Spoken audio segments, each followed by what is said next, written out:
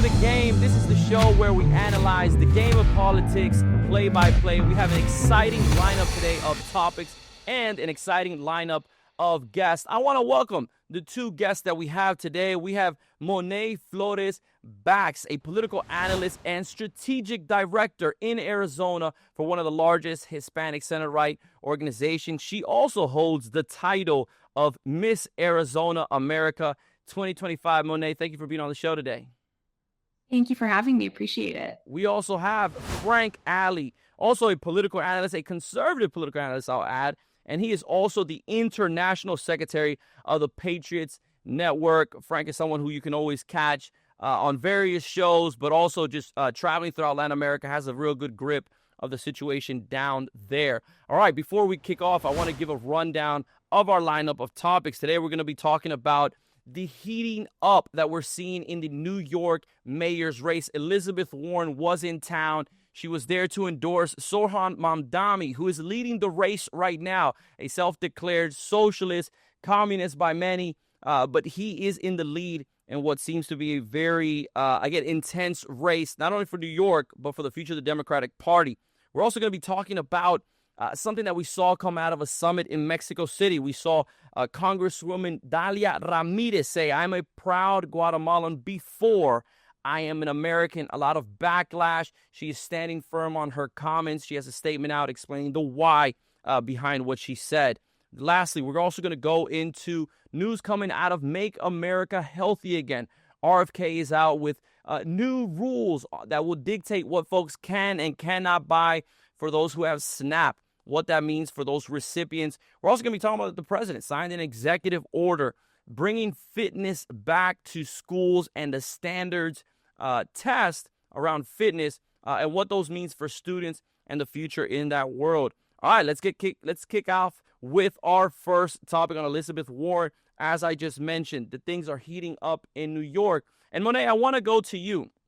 One, what does this mean in a race that's just kind of really fascinating in the sense that typically it's your Republican versus Democrat race. However, in this one, yes, you have your Republican, and then you have the surprise win in the Democrat Party with Mamdani. But you also have Andrew Cuomo, who everyone thought he was kind of your establishment Democrat, former governor of New York. He's running now as an independent. His goal is, and he believes, that he can take the win. However, Elizabeth Warren came into New York to give this endorsement. I want to ask you, what does the Elizabeth Warren endorsement do for this race? Do you think it creates win power for Mamdani, or does it really establish him even further as a far left candidate? Is this a benefit for him? Is this a negative? How do you see it? Yeah, I really think that Elizabeth coming in actually helps him in New York City. Unfortunately, I think we're seeing a backlash against the current administration. We're seeing this move on the left, just like in the right. We're looking for change. I think that this is just a symptom of people being tired of government and the status quo. And so there's this push on the left to go even further left. There's this push on the right to go even further right. But I think Democrats, they diagnose the issues correctly. But the question is, okay, well, how are we going to fix this? And I don't think that socialism is the answer. I think Mamdani could be a danger to New York long term. He's been very anti-police in the past. He's clearly against business. And so long term, I think the effects that we could see of this candidate could be really harmful in New York City. You know, they say in the absence of good ideas is when bad ideas rise. And I think a lot of that is what we're seeing here. Frank, on that point, Andrew Cuomo is someone who was the former governor of New York. He had to resign. Something that I constantly hear, even from Democrats, is that there isn't like a clear leader within their party, right? You would have thought that in New York, a place where it's been a Democratic stronghold for so many years, such a major city like New York with, Times Square, with Wall Street, with so much commerce in and out, trade. The reality is you would have thought that a leader would have come out from the Democrat Party within this race and not Mamdani, someone who more kind of, I think, would represent what Democrats believe is their establishment. What does this say? What's your pulse on the Democratic Party? Is this a shift? Is this a new normal within the Democrat Party? See, there's an obvious trend around all the Democratic Party, not only in the United States but in the world. But basically, is that basically in the United States, which now the Democratic Party is leveraging at what 24%, 25% of acceptance within their own voters. Voters obviously they want to search for candidates or leaders that they can rely on, they can rally behind. And obviously, here comes a guy that speaks really good, has a good image. He's young, energetic. Obviously, they're going to rally behind this guy. This guy, even though this person, the Mamdani, he represents an ideology that is killed 100 million people around the world. He's saying, I don't like billionaires. I hate billionaires in the city that never sleeps, in the city that, you have Wall Street and all these big guys running the show, and a lot of businesses created in New York. And this is the guy who the New York Democrats want to put in power, basically shooting themselves in the foot. Remember all the dictatorships and all the international well-known left dictatorships and authoritarian regimes started via a democratic way and ended up being lost in the way their democratic values. And this is probably what could happen with Mamdani. I don't know if it's going to start really hard on his agenda if he's elected, but it is true that you cannot trust a person with that kind of, defund the police, we hate private sector type of agenda, because in the end, in places like New York, where it's already unlivable in some areas and in some aspects, especially on economic aspects, you cannot believe that the common sense would be to choose someone who's going to spend more money, defund what you need in security, and really throw away or scare away the people that generate jobs and investment. So, yes, it is a problem, but it's also a problem for the Republican Party in one sense. And that is when people like the Republican Party, but also let's so-called the people that are independent, that don't have a say here, or on the left or on the right, or not Republican or Democrats, just like Andrew Cuomo, Eric Abrams, and also the Republican candidate, knowing that we have this threat, that is enough evidence to have a coalition of one candidate. Maybe rely it as an independent, not as a Republican, I don't know. Or even the Democrats, as it used to be Eric or Andrew Cuomo is, they're just paving the way for this guy, this communist, to come into power. And this is the same playbook, like I said. If you go out there, if you look at places like Venezuela, if you look like places in Nicaragua, if you look places in Europe, basically the hard left gets into power because the common sense people, not even the right wing people, it's just the common sense people, don't agree on something. They fractionize the vote, and that's why people like this guy, this communist, who could probably be in power, one of the biggest and most powerful cities, not only in the U.S. but in the world.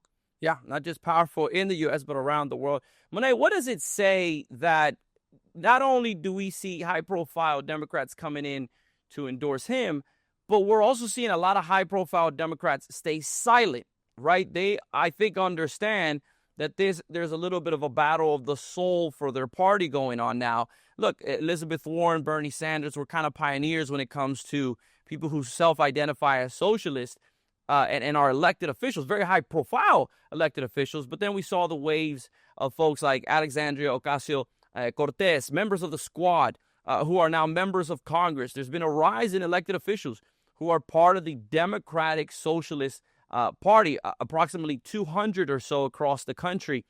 What does it say about the fact that we haven't heard, if I'm not mistaken, from folks like Hakeem Jeffries, who's the minority leader of Democrats in the House, or other members of Congress who are high-profile Democrat senators, the fact that they haven't come out either to disavow some of the socialist ideas that Mamdani has presented, or even come out in favor of Andrew Cuomo, who, again, is running as an independent, but is still in the race as well. What is your take there? What do you say about the silence from these high-profile Democrats? Yeah, I think the silence comes from this break in coalition that is growing within the Democratic Party. They understand that especially the younger voters want to see a harder push for these socialist ideals, but there are a lot of moderate Democrats in New York City that would disagree. Elizabeth Warren actually went head-to-head recently with CNBC host David Faber, and I think he made some great points. He said, businesses are leaving cities like New York City and San Francisco because of these far-left policies. And when they leave, they take jobs with them, which brings in revenue for the city. The wealthy are being taxed roughly 15% just on city and state. So I think when we're talking about AOC, Bernie Sanders, or even some more moderate Democrats, I think that they want to stay quiet on this one because it looks like Mamdani is doing well. I think they're going to push that as far left as they can. But at the same time, they don't want to alienate certain voters who are also concerned about public safety. I mean, crime is still an issue to this day in New York City. We're seeing that crime continues to go up. From 2019 to 2023, crime surged in New York City. Homicide was up by 12%. Gun assaults were up by 24%. Carjackings up 84%. Now, thankfully, since 2024, some of those numbers have come down, but this is because they had to increase a massive police presence. But you bring someone in like Mamdani into this, I think that this is going to change. People are going to be upset. He's tried to walk back his defund the police statements, but they're there. He was very clear when he said, we need a socialist city council to defund the police. He wrote that in 2020. Now he's saying that he's closer to Governor Cuomo on this. I don't think he is. So again, I think that the silence is just because they're scared to come out and say the quiet part out loud. Yeah, for many, this is, they might say this is just a dog whistle to get conservatives riled up, but no, this is a reality. This is a candidate. And then I want to read a couple of stats or polls regarding socialism. 62% of U.S. adults under the age of 30 say they have a favorable view of socialism. 67% of Democrats still view a free market system as better than socialism. So there's the divide there is really on the age. It seems like it's the 30 and under. When you get to folks over 30, they still seem to have, somewhat of a positive view on the free market. So again, we're talking about the possible future and the soul of the Democratic Party. Frank, I want to come to you and let's dissect this conversation when it comes to where do these movements come from. If you remember in 2010, there was the famous Tea Party movement where hundreds and thousands of people across the country started supporting in primaries these Tea Party candidates to go up against what they call establishment Republicans. This movement really came as a wave against then President Barack Obama, folks saying that Republicans weren't stepping up hard enough against President Obama. We're seeing this move of Socialist Party now, and many might think the Atlantic has an article saying that this might be a reaction to Trump and that folks want to see more of an uprising. How do Democrats kind of navigate this so they don't get taken over? But also, how do Republicans make sure that they're staying as part of the conversation and that they're being clear on what their solutions are? Because you mentioned earlier, it's a lot of independents. I think it is folks within the Democrat Party, but it's also independents who are sometimes just keeping an ear out, right? What is that new movement, right? We saw that President Trump benefited from that in the MAGA movement. Are there going to be Democrats and socialists who benefit from this movement? Look, the biggest voters around the world, not only in the U.S., is the independent bloc. Not Republicans, not Democrats, the independents. Those are the people that make presidents. Those are the people that elect presidents. That's why during election day, we look at 7, 6, 5 states because we call them the swing states. That's because most of them are independents. Independent voter in the United States, in my opinion, will never be as a whole in favor of socialism if you take off the mask. See, Mamdani presented himself at the beginning when all this election cycle started just as a young, fresh guy, fresh face from my minority background and with a good speech. We heard that before.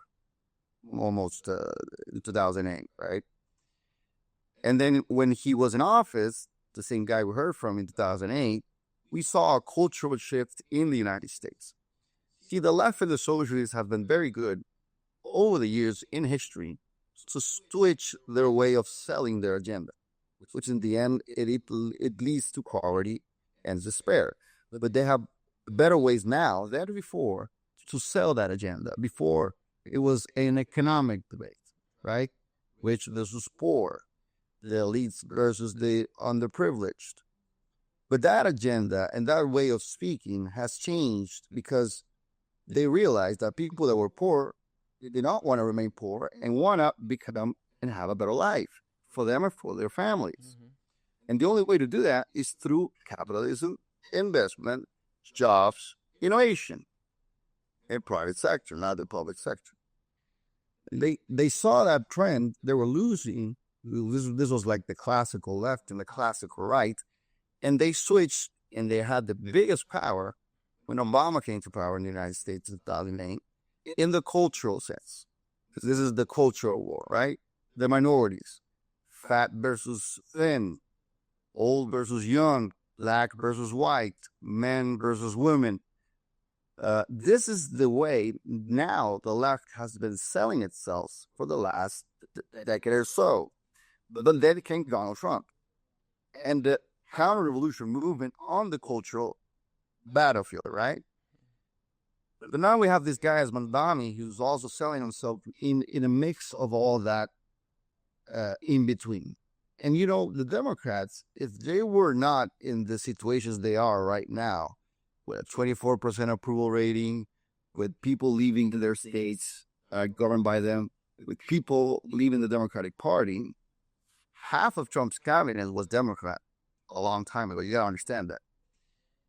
If the Democratic Party wasn't such a crisis, probably a president like Mamdani will not resonate that much, and people will not be rallying behind him. But since they are on a crisis, they're looking to buy anything that they can think can revive basically the democratic movement around a lot of cities, a lot of places, a lot of states in the United States, especially places like New York.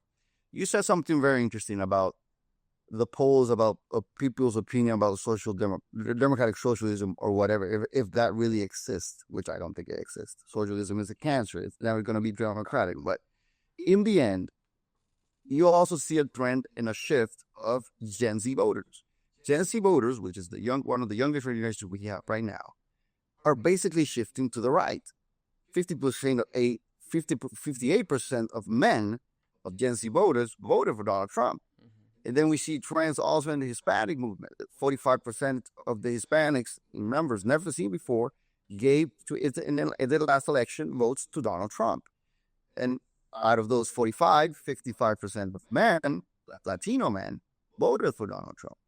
So we see also a movement, especially in the young generation, coming to embracing traditional values, common sense values, and values that President Trump has put into the world stage. And I think the difference between now of the Republican Party and the Democratic Party is that the Republican Party has a pool of young generational leaders that Donald Trump did it consciously or unconsciously. He put out a movement of young people that can probably have a future. And in the Democratic Party, we don't have that as we've seen it now. And that's why guys like Mamdani are getting popular in that movement. Yeah, that was a big part of his rise as well in that area. Well, you know, something when we're talking about progressives, news coming out of the Progressive Inaugural Summit in Mexico City is when Congresswoman Dalia Ramirez, born in Chicago, Illinois, representative of Illinois, she gave a speech where it was in English, if I'm not mistaken, but then was making the switch to Spanish, and in Spanish came out and said, I'll read it in English, though, I'm a proud Guatemalan before I am an American. USA Today has an article that says, shouldn't members of Congress love America first? Not if you're a Democrat. I mean, in this opinion piece, Monet, I want to come to you. And Monet, if I'm not mistaken, you have, I believe, parents from Guatemala or just a background from Guatemala, if I'm not mistaken, and Frank from background from Honduras. So the United States, we are this country of immigrants. We are this country of first and second generation, right? Folks who came all the way from the Mayflower to folks who recently came, right? The big melting pot, the land of the free, and the place where immigrants have played a role in so many years. But we have seen time after time that immigrants come to the United States. They come because they want to embrace American values, American principles. They want to participate in the American economy and in the American free market. They embrace these values. And really, many times we see this love for the United States, this love of America, this gratefulness for what it has afforded. But Monet, I want to get your point of view.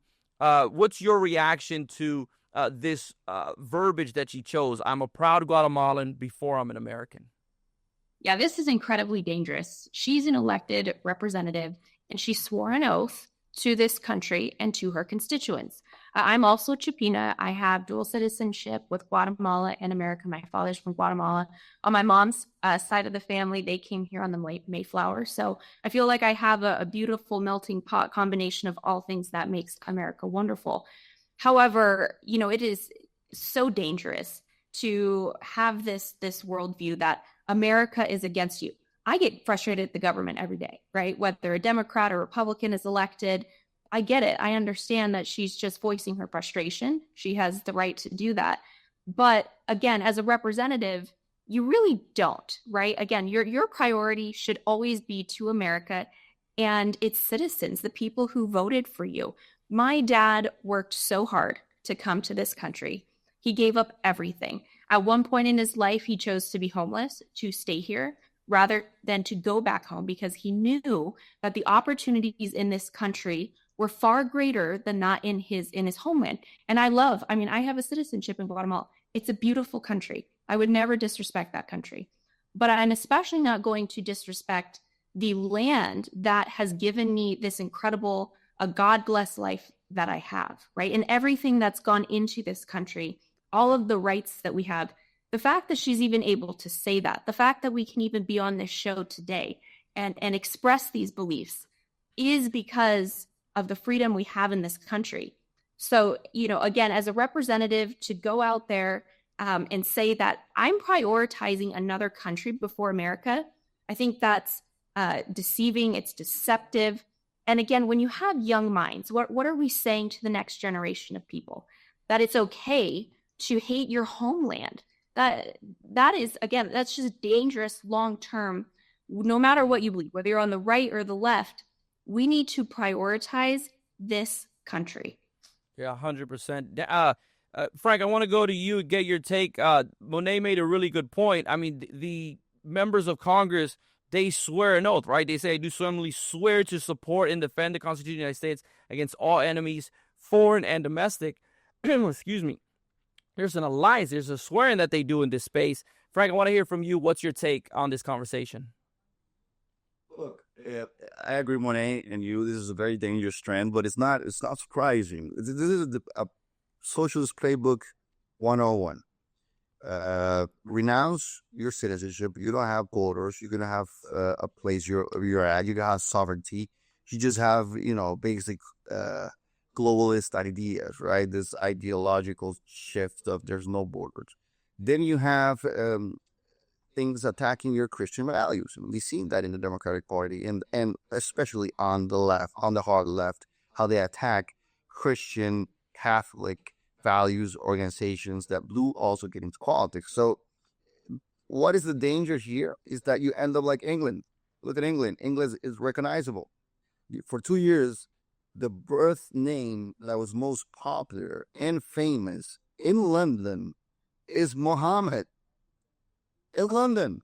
I'm not talking about an African city or an African country. We're not talking about Latin American country. We're talking about London. Its birth number one name of popularity is Mohammed.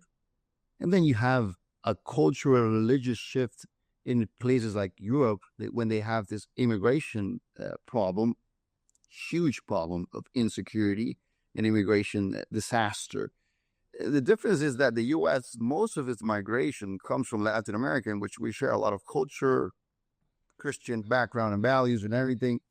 But when a representative like this person, and also Ilhan Omar, who's also said before about she thinks she's Somali from Somalia first, and then she's an American. And we've heard that before. This is part of their playbook, and it is a dangerous playbook, unpatriotic playbook. Look, I'm from Honduras, Central America country that I love, and it is my homeland. I respect it, admire it, and I'm first Honduran, then I'm anything else. I was a resident in the United States. I lived in the United States. I did it, the legal procedure to become a resident. I studied there. I lived there. I loved it. I did the Pledge of Allegiance every day in school when I was there. I love the values. I love the culture. I love the people. But most of all, I respected the law, the procedures, the culture, the values when I was in America of the American people and of the American Constitution, because that was my role, not as a citizen, but as a resident to a country that was welcoming me to have a better life. It also applies to anyone that comes to my country in Honduras. You have to respect the law and the traditions. But what do I do to my country is the first thing I say when I go abroad is talk bad about the country of its people. I can talk about the government, which is not the best, and which is ruining the country. But I'm not talking about the country, the people. I'm going to betray my homeland. So yes, it is a very dangerous trend. This is a trend that we see in the Democratic Party. And that's why the patriotic movements, especially in Europe, are rising up and gaining popularity and getting elected into public office. Here we have, in the United States, we have a strong, I think, coalition of people that are patriotic also and that are fighting that good fight. But we need to signal out these type of comments, because in the end, people need to realize that if they lose their identity, they lose who they are. This Democratic Party is irrecognizable. The Democratic Party of FDR, JFK, Henry Truman does not exist anymore. This is now the party of democratic socialism. This is now the party of weird ideas, of woke ideology. And that every time we get a chance, we have to signal that out so people don't lose the common sense. And they vote like they did in 2024, in every swing states, in every big city that is Republican or independent, voted for Donald Trump because of this cultural craziness that the Democratic Party wants to put us in. Yeah, and in the midst of all this, Congresswoman Ramirez has stood on her comments. She has said that this is really just a backlash based on people trying to silence her and silence her ideas. Look, because I do think there's a nuance to this topic, right? It's her choice of saying what comes first in her either being proud or what she is first over the other two. Monet's points earlier, you can, and to your points as well, you can have an admiration, an honor, or respect for that heritage, that place where your parent came from. We see it with folks who celebrate their Irish heritage, that celebrate their English heritage, from Latin America, from a wide range of countries. There's a balance between I can still be proud of one of these things, but especially even beyond when you're serving in office, when it comes to the allegiance and which one comes first. This is the conversation we're having. And this is where she stood on, where she says she's not going to move back. She's not going to take off her, or she's not going to take back her comments. I do want to add one more thing to the mix, though. I think sometimes when we hear these comments, which we, completely disagree with, there are some individuals, not all individuals, who take then their response, I think, a little bit too far. I do want to say that a state representative, if I'm not mistaken, I don't believe he's a member of Congress. We'll fact check that. But Representative Andy Ogles from Tennessee wrote, "You should denaturalize her, deport her, and kick her off from Homeland Security. We know where her alliance lies." Look, I think this comment, in my opinion, I'm adding my take to the mix, does take it a little bit too far. Why? Because she is a U.S.-born citizenship. She also has constitutional rights. So to say that you're going to deport her would be a violation of the Constitution, right? I think her comments are a violation of her oath to uphold the Constitution. And I think his statement takes it too far, because asking for her to be deported is going on the extreme, because it also violates the Constitution. So I think, look, I think when we're having these conversations, we shouldn't take them to the extremes. We should call out what's wrong, and we should bring, again, the good ideas, because in the absence of good ideas is when bad ideas rise. I do want to move on to our next topic when we're going to be talking about the news coming out of Make America Healthy Again. Let's recognize that this was a movement that began before Trump won. This was during the campaign season when individuals like then Congressman Robert John F. Kennedy, he came out and he said that there is really a need for a shift when we talk about health in the United States. We're seeing some of that movement now. He's come out and said that things like soda, those folks that have, or those items that have ingredients like red 40 or red dye, that they should not be included in SNAP. Monet, I want to come to you. What's your reaction? Do you see this as a step in the right direction? Is this something towards a healthy America? Some people are criticizing it, saying that government shouldn't dictate what people buy or consume with SNAP, but this is a government program. I want to hear your opinion in this matter. Absolutely. I think it's really important to distinguish the difference between government regulation and what the government's trying to do here with a social welfare program. I do not think that the government has any right to tell anyone what they should be putting in their mouths. However, we're spending $405 million a day on SNAP benefits. And the government does have a responsibility to make sure that when it's handing you money for something, that ideally it's going to make you healthy. 10% of this goes just to sugary drinks alone. And if you add in candy, that goes up to about 17%. We know that type 2 diabetes and cancer is rising among young children and young adults.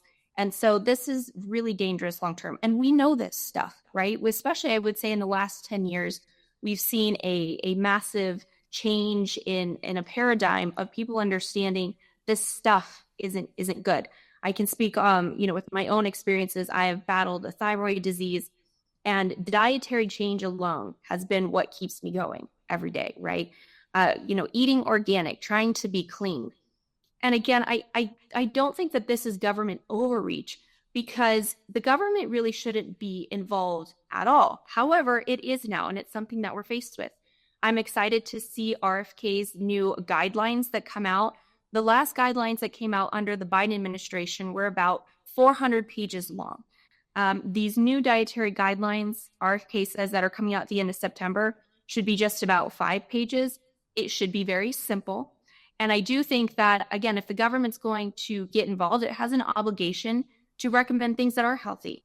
We've learned that no, sugar, highly processed carbs, these are not healthy, yet these are at the top of the food chain.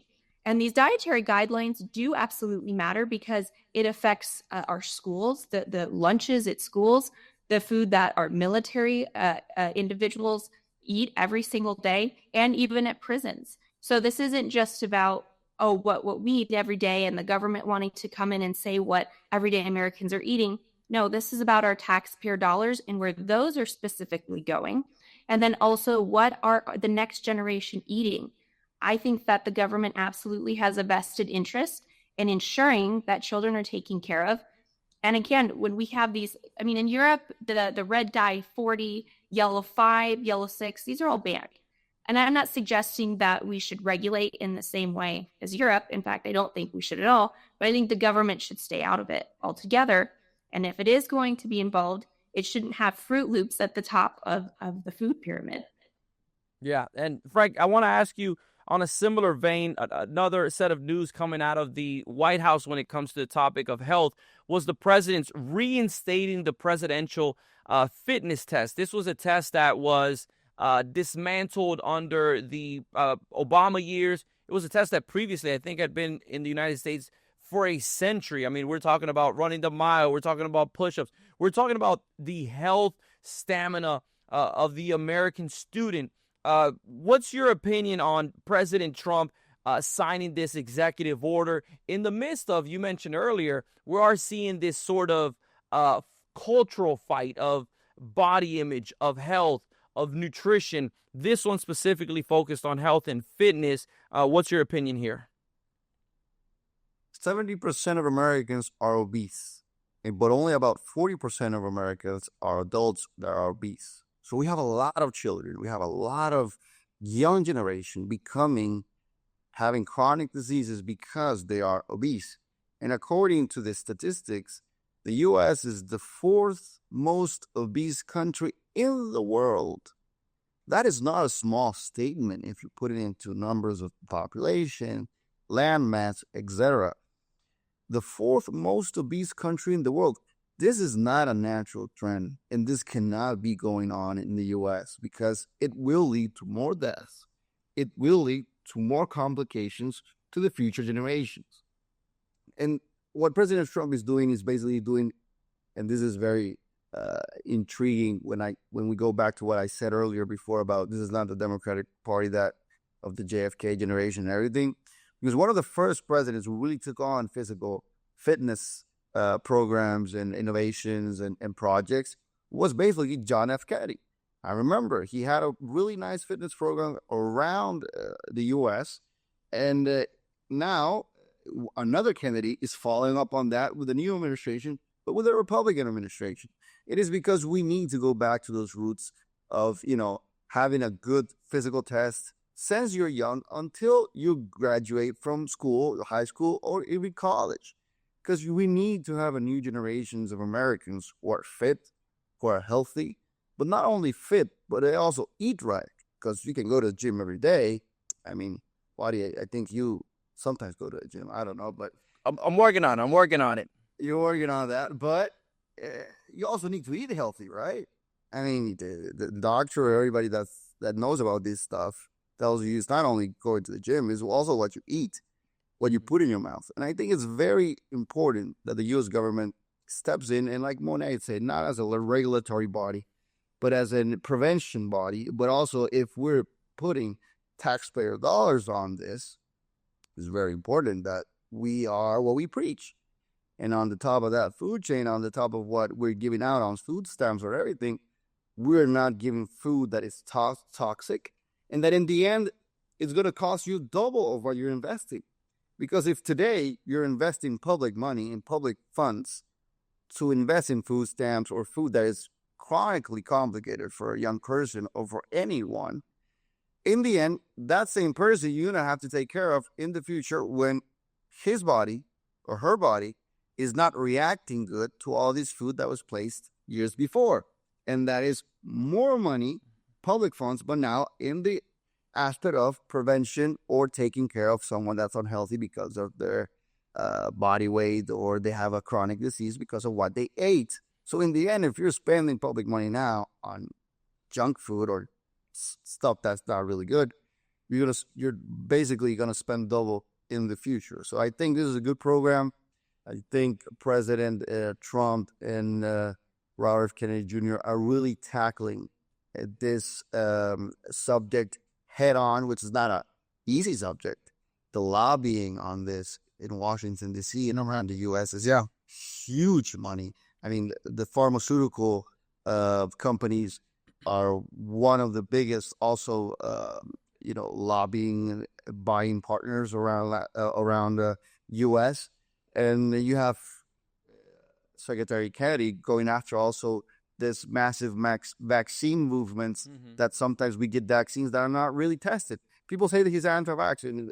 That's the narrative. It is not true. He's just a person that really wants to understand that these vaccine processes, just as the food processes, are really done right. That they have been tested before we put this in our body. So I think this is one of the biggest, if not one of the biggest, I think this is one of the biggest things President Trump can look back when he's out of office and say, this is one of the good things we did for the future generations.